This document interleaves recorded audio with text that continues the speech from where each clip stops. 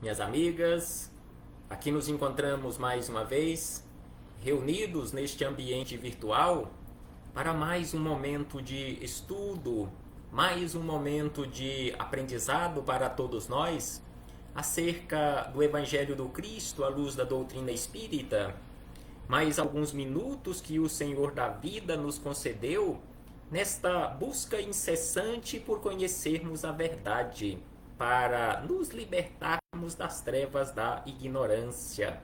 Por isso, é preciso que mais uma vez agradeçamos e não nos cansemos de agradecer a Deus pela dádiva da vida, este patrimônio maior, patrimônio inestimável que o Senhor nos concedeu pela eternidade. Agradeçamos a Deus por mais esta oportunidade no corpo físico, mais uma matrícula que o Senhor da vida, simbolicamente falando, nos concedeu de aqui nos encontrarmos no planeta Terra, que é este maravilhoso educandário das almas, realizando novas provas, novas experiências, realizando assim o nosso processo de educação.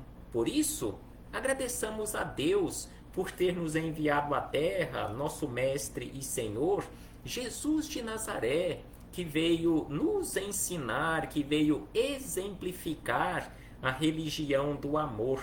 Agradeçamos aos espíritos amigos que, em nome do Senhor Jesus, em nome de Deus, sob o comando e a coordenação de Jesus, estão constantemente nos auxiliando em nossos processos de escolhas. Gratidão a Deus, gratidão a Jesus, gratidão aos espíritos amigos, gratidão a cada um de vocês, irmãos e irmãs de jornada que vão chegando, se conectando aqui conosco neste ambiente virtual, para juntos, mais uma vez, estudarmos o Evangelho do Senhor. Sejam todos bem-vindos, sejam todas bem-vindas para mais um estudo sistematizado do Evangelho do Cristo à luz da doutrina espírita. Recebam todos e todas o meu abraço fraternal e de imensa gratidão. Então, hoje aqui nos encontramos para estudarmos mais uma questão de O Livro dos Espíritos. Estamos realizando este estudo de forma simples, de forma singela, mas de uma forma séria. Livro dos Espíritos, combinado com Filosofia Espírita de Miramês. Hoje estudaremos a questão de número 158. Estamos estudando acerca da separação da alma e do corpo. Capítulo 2º, ou melhor, capítulo 3º, parte 2ª. Então, na questão 158, Kardec formulou o seguinte questionamento acerca do assunto, acerca da separação da alma e do corpo. Prestemos bastante atenção na simbologia, na figura de linguagem que aqui Kardec utilizou, o exemplo que Kardec aqui utilizou para, pelo menos de uma forma simples, de uma forma acanhada, conforme dizem os espíritos superiores, nos falar acerca deste assunto, desta separação da alma e do corpo, ou do retorno do espírito à nova existência no corpo físico, ou o retorno do espírito para o mundo espiritual, que é a nossa verdadeira morada. Então, assim Kardec escreveu no seu questionamento o exemplo da lagarta que primeiro anda de rastos pela terra, depois se encerra na sua crisálida em estado de morte aparente, para enfim renascer com uma existência brilhante. Pode dar-nos ideia da vida terrestre, do túmulo e finalmente da nossa nova existência? Então aqui Kardec usou como simbologia, como figura, a lagarta, comparando a lagarta com a nossa existência aqui no plano físico, com a morte do corpo físico e com o nosso retorno para o mundo espiritual. Então assim ele questiona seria mais ou menos assim, ou seja, esta comparação estaria correta? No caso, o espírito ligado a um corpo físico que aqui se encontra em experiência pela terra, que ainda nos arrastamos aqui pela terra, depois deixamos este corpo físico, o corpo material vai para o túmulo ou é cremado e a alma retorna livre para o mundo espiritual? Então, assim, Kardec formulou este questionamento e os espíritos amigos, respondendo a Kardec e a todos nós, disseram: uma ideia acanhada. Então, aqui eles respondem a Kardec e a todos nós que é uma ideia bastante acanhada, que não é bem assim que acontece e não podemos fazer esta comparação desta forma, mas por falta de uma linguagem mais apropriada, pela pobreza do nosso vocabulário, então assim Kardec formulou esse questionamento, esta comparação da lagarta quando ainda se arrasta pelo solo, depois ela se encerra em seu casulo, em uma crisálida, ficando ali por um bom tempo, em uma morte aparente, para depois sair ali daquela crisálida, daquele casulo, na forma de uma borboleta e bater asas por aí. Então, assim, Kardec fez esta comparação e os espíritos disseram que esta é uma ideia acanhada.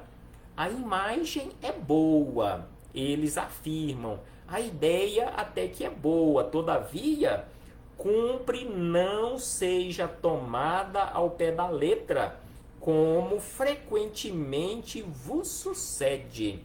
Então aqui os espíritos superiores, apesar de dizerem e falarem de início que é uma ideia acanhada, ao mesmo tempo eles dizem que a imagem usada por Kardec da borboleta se arrastando pelo solo, depois se isolando, ou neste caso se encerrando ali no casulo e ficando por um tempo para depois sair dali na forma de uma borboleta, comparando com o ser humano aqui na Terra. Então é uma imagem boa, mas não podemos, como eles dizem, tomar ao pé da letra, como via de regra nós fazemos. Então assim fechamos este parêntese com esta citação da questão 158 para chegarmos nos comentários de Miramês.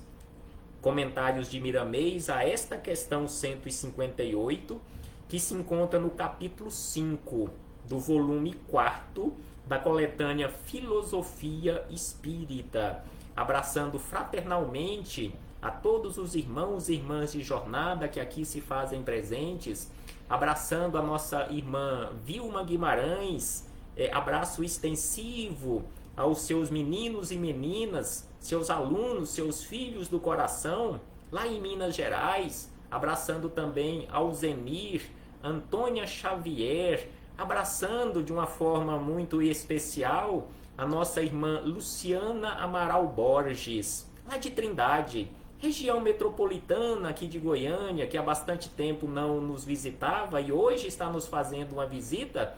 Muito obrigado pela visita. Então hoje estamos realizando o estudo sistematizado da questão 158 acerca da separação da alma e do corpo, as vidas sucessivas, a imortalidade da alma. Então assim, o espírito Miramês, através da mediunidade de João Nunes Maia, deixou para nós os comentários a esta questão 158, que tem como título Vidas Sucessivas. Então ele começa dizendo o seguinte, que já se tentou por diversos meios desvirtuar a lei da reencarnação. Já se tentou por diversos meios, diversas oportunidades, até mesmo acabar com a lei da reencarnação, como se isso fosse possível. Então assim Miramês começa nos lembrando e diz na sequência: entretanto, não se conseguiu, por ser uma lei de Deus que vigora em todos os mundos onde dela se necessita. Então, quer você aceite, quer você acredite ou não na lei da reencarnação, na lei das vidas sucessivas, na imortalidade da alma, na comunicabilidade entre mundo espiritual e mundo material, a habitabilidade dos mundos, conforme nos fala Jesus, há muitas moradas na casa do Pai, quer nós acreditemos, aceitemos ou não, isso é uma lei natural. Não iremos conseguir mudar esta lei ou estas leis. Então, a lei da reencarnação é uma lei natural, é uma lei de Deus, vigente em todos os mundos que necessitam da reencarnação. Consequentemente, não serei eu, não será você, não será nenhum de nós quem iremos conseguir mudar esta lei. Deus também não irá mudar, porque é uma lei dele, é uma lei imutável, é uma lei necessária para todos nós, para o cumprimento de forma efetiva e completa da justiça divina. Então, assim nos lembra Miramês que, entretanto, não se conseguiu mudar esta lei por ser uma lei de Deus que vigora em todos os mundos onde dela se necessita. Mas então, neste caso, não são todos os mundos que necessitam da lei da reencarnação? Exatamente. Não são todos os mundos ou em todos os mundos onde se necessita ou onde exista a reencarnação. Porque em mundos mais evoluídos, em mundos mais rarefeitos, onde habitam seres felizes, seres completamente depurados, não tem mais a necessidade da reencarnação, ou seja, lá não ocorrem reencarnações. Então lá não se encontra vigente a lei da reencarnação. Então a lei da reencarnação é uma lei de Deus, é uma lei natural, vigente em todos os mundos que dela necessita, ou seja, onde se faz necessária a reencarnação, assim como aqui na Terra e em tantos outros mundos em condições análogas à Terra. Então, assim, Miramês nos lembra e acrescenta que a comparação da lagarta com a crisálida já nos mostra a ideia mal formada sobre a reencarnação. Então, naquela comparação de Kardec, a lagarta ali na crisálida com o ser humano se arrastando aqui pela terra, morre no corpo físico e o espírito retorna para o mundo espiritual. Então, Miramês nos lembra que é uma comparação e mostrando-nos nesta comparação a ideia mal formada sobre a reencarnação, confundindo a reencarnação com a definição da ressurreição. E aí ele diz que o espírito atento acha a figura boa, mas incompleta na sua estrutura. E realmente, na simbologia ou na comparação feita por Kardec, o conceito ali que nós encontramos está muito mais próximo àquela ideia da ressurreição do que da reencarnação. Então, assim, nos lembra Miramês e acrescenta que a lagarta transforma o próprio corpo físico em borboleta e, no caso da reencarnação, lei divina no meio humano, o espírito deixa um corpo para depois renascer em um outro corpo diferente, em diferentes mundos, em diferentes grupos familiares. Então é por isso que Miramês nos lembra que a ideia colocada por Kardec, não que Kardec tenha errado na sua colocação, esse foi o propósito do questionamento. Então a ideia colocada por Kardec se aproxima muito mais da ideia da ressurreição, porque a lagarta ela se transforma em borboleta, transformando o seu próprio corpo físico.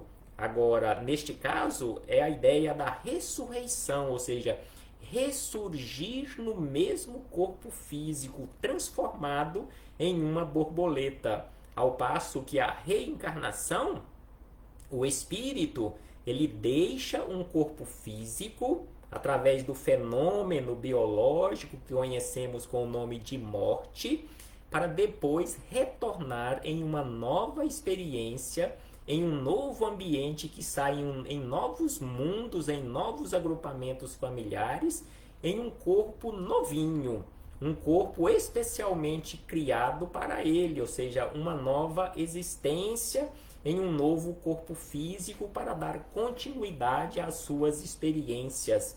Ele não ressurge no mesmo corpo físico. O espírito ressurge no plano espiritual, no plano material, seja aqui na Terra ou em outros mundos onde existam reencarnações, em um corpo novo, em uma ferramenta nova. Então é por isso que Miramês nos fala desta forma, que a lagarta transforma o próprio corpo físico em borboleta. E no caso da reencarnação, lei que está vigente no meio humano, o espírito deixa um corpo para depois renascer em um outro diferente, em diferentes grupos familiares, em diferentes mundos. Quem entende as leis de Deus e costuma meditar sobre elas deve fugir do ao pé da letra. Conforme lembram os espíritos amigos, nós precisamos fugir a este termo ao pé da letra na prática para procurar sempre o espírito de todas as coisas. E aí Miramês lembra que já escrevemos em outros lugares, em outros momentos, essa mesma frase, mas achamos conveniente repeti-la. E aqui ele repete a frase a qual ele faz referência. Quando pensarmos, quando falarmos e quando escrevermos, lembremos-nos sempre da universalidade das coisas. Então, quando pensarmos, quando falarmos e quando escrevermos, é preciso não nos esquecermos da universalidade das coisas. Não nos deixemos prender por fatos ou ideias estreitas. Então, assim nos lembra Miramês que é preciso pensar de uma forma mais ampla, é preciso pensar de uma forma universal. Não podemos usar as nossas ideias em condições assim tão estreitas, fatos ou ideias estreitas. Não neguemos as coisas que desconhecemos. Então, aqui ele nos lembra que nós não podemos adotar aquele comportamento ou ideia equivocados ou equivocadas, ou equivocada, se for a ideia, em relação àquilo que nós desconhecemos, não aceitarmos, negarmos aquilo que desconhecemos. Então ele diz, não neguemos as coisas que desconhecemos. Não é pelo fato de eu desconhecer ou você desconhecer determinada coisa, determinado assunto que chegue até nós, que chegue até mim mesmo, ou até você, ou qualquer um de nós, que aquilo não exista. Se alguém trouxe até nós uma ideia nova que nós desconhecemos, algum assunto novo que nós nunca ouvimos falar, não é pelo fato de nós nunca termos ouvido falar que não exista ou que não venha a existir um dia. Então é por isso que ele nos lembra, não neguemos as coisas que desconhecemos, coloquemo-las nas mãos do tempo que ele sabe selecionar, entregando-nos a verdade que sempre fica de pé em todas as lutas ideológicas. Então, coisas que nós desconhecemos, não podemos negá-las. É preciso colocarmos estas coisas nas mãos do tempo. Quando alguém nos trouxer ideias novas que desconhecemos, não nos deixemos ser tomados pela irritação, nem a neguemos, porque a desconhecemos, mantenhamos a serenidade diante de tudo que se movimenta e cresce em nossa frente, porque somente a vontade de Deus permanecerá para sempre. Usemos da oração na seleção dos conhecimentos, porque Deus nos ajuda por meio dela mais diretamente. Então aqui Miramês nos conclama para que não neguemos as coisas que desconhecemos, mas quando alguém trouxer ideias novas, seja coisas que nós desconhecemos, não fiquemos irritados nem a neguemos, simplesmente porque desconhecemos.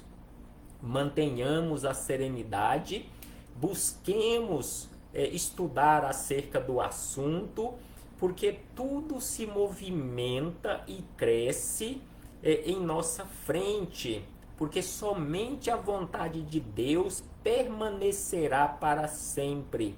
Usemos da oração na seleção dos conhecimentos, porque Deus nos ajuda e nos ajudará sempre. E ainda ele acrescenta que os espíritos, por mais evoluídos que sejam, encontram constantemente dificuldades para falarem conosco e para nos falarem, nos trazerem ideias novas, nos trazerem informações na nossa linguagem conceitual. Entretanto, eles nunca deixam de tentar para que a verdade se estabeleça sem violência na mente e no coração das criaturas terrenas e de outros mundos. Aqui Miramês fala e usa criaturas terrenas porque ele está se dirigindo a nós aqui na Terra, nós, simples terráqueos, moradores deste ambiente terreno. Então aqui ele nos lembra que os espíritos encontram muitas dificuldades para se comunicarem conosco, usar a nossa linguagem, trazer conceitos novos, e em muitas situações eles não encontram palavras, termos no nosso vocabulário ainda tão pobre para descrever, por exemplo, um ambiente do mundo espiritual. Então assim ele nos lembra e acrescenta que as criaturas humanas frequentemente dão má interpretação às ideias que assimilam do mundo espiritual elevado, mas isso é uma luta que deve continuar. O processo mediúnico, lembra Miramês, que o processo mediúnico se aprimora cada vez mais, não pela vontade das criaturas humanas, mas sim pela lei de crescimento de todas as coisas, pois não somente as criaturas humanas estão sujeitas à evolução, mas todas as coisas. Imaginemos, e é possível fazermos uma reflexão rápida acerca deste assunto, que Miramês nos coloca aqui, mediunidade, que o processo mediúnico está se aprimorando cada vez mais. Pensemos e busquemos na história do Espiritismo, lá no início do trabalho da codificação realizado por Kardec, lá pelos idos de 1856, 1857, quando tudo começou com Kardec, ou seja, começou de uma forma mais prática, mais direta, mas isso existe desde quando existe ser humano na face da Terra, existe o processo mediúnico, mas voltemos apenas à época de Kardec, quão difícil foi o início do trabalho mediúnico para a organização de todo o material que um dia se tornariam livros, em especial o primeiro livro, o Livro dos Espíritos, este que estamos estudando. Quão difícil era o processo mediúnico, por meio de pancadas, definida ali uma quantidade de pancada para cada letra, até se formar uma palavra, até se formar uma frase, levava um tempo enorme. E assim a coisa foi se aperfeiçoando E hoje, sem sombra de dúvida, o processo mediúnico está bem mais aperfeiçoado e continua a avançar. Então, assim, Miramês nos lembra e acrescenta que o universo é uno em todos os seus aspectos de expansão e como que o corpo de Deus, as almas da Terra, estão tão ligadas a ela, ou seja, estão tão ligadas à Terra, que por vezes negam certas leis que regem e comandam a elas próprias, como é o caso da reencarnação. Então aqui Miramês nos lembra que muitos de nós, seres terráqueos ou estrangeiros que nos encontramos aqui na Terra e que muitos de nós achamos ou até falamos que somos aqui da Terra, mas na verdade nenhum é aqui da Terra, todos nós somos estrangeiros aqui na Terra, porque não somos daqui, somos do mundo espiritual em primeiro lugar, viemos de outras paragens. Então assim ele nos fala que nós estamos tão ligados às coisas materiais, tão ligados à Terra, este mundo material, que em muitas situações nós próprios não aceitamos ou não acreditamos no caso da reencarnação. Então ele diz: as almas da Terra estão tão ligadas a ela que por vezes negam certas leis que regem e comandam a elas próprias, como é o caso da reencarnação. O que estaria fazendo a inteligência que manobra o raciocínio em mínimas coisas ao deixar escapar uma verdade fundamental para a vida, para a justiça e a esperança?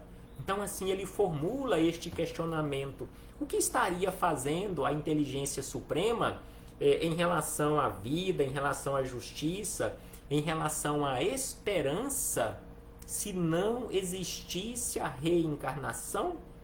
E aí Miramês, encaminhando para o encerramento destes comentários à questão 158, ele diz o seguinte: o que devemos pedir incessantemente a Deus nas orações é compreensão. Nós precisamos sim pedirmos sempre a Deus compreensão, porque quem compreende vive melhor. Então passemos a pedir a Deus compreensão para que possamos viver melhor. O mundo está passando por crises de todos os matizes, não por lhe faltar algo, mas por orgulho, vaidade e egoísmo que dominam os corações de grande parte dos dirigentes da Terra, faltando-lhes desprendimento em favor dos que sofrem mais. Então aqui Miramês, lá pelos idos de 1980, ou seja, lá pela década de 80 do século e milênio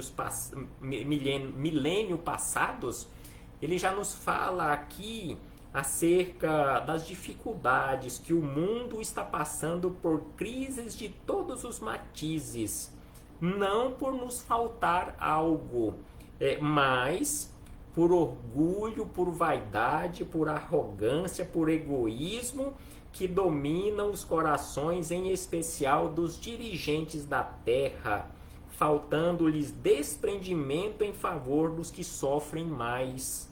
E aí ele encerra: enfim, a falta de Cristo no coração. Eles não deixam lugar para Jesus no comando dos sentimentos pelo fato de amarem mais a mentira que a verdade. Então aqui Miramês encerra nos chamando a atenção acerca dos dirigentes da Terra em relação ao orgulho, vaidade, egoísmo, falta de desprendimento, e que neste caso falta Jesus em nosso coração por amarmos mais a mentira do que a verdade. Reflitamos acerca disto, meus irmãos e irmãs, e que possamos verdadeiramente realizarmos em nós em nosso mundo interior este processo tão urgente e necessário da nossa transformação. Conforme nos lembra nossa irmã Vilma Guimarães, não temos como negar a reencarnação. Já foi mais que provado, não é, meu irmão? Sem sombra de dúvida. Desde antes de Jesus e veio Cristo e nos informou acerca deste assunto, e tantas provas nós temos por aí, em especial acerca da justiça de Deus, porque reencarnação nada mais é que a prova patente da justiça de Deus, que nos oferta sempre oportunidades para a nossa corrigenda. Reencarnação não significa punição por parte de Deus, apesar de muitos de nós ainda pensarmos desta forma, que reencarnar significa uma punição por parte de Deus, que quer nos castigar pelos nossos erros, pelos nossos equívocos. Pelo contrário, Deus nos ama infinitamente, que nos concede infinitamente oportunidades para nos corrigirmos, para mudarmos a rota da nossa vida. E estamos constantemente, ao longo dos milênios, recalculando a rota. Que possamos recalcular de forma correta, de forma prudente, de forma proveitosa, nesta existência que continuamos a recalcular a rota. Um abraço fraternal a todos e a todas, e até breve, em nome do Senhor Jesus.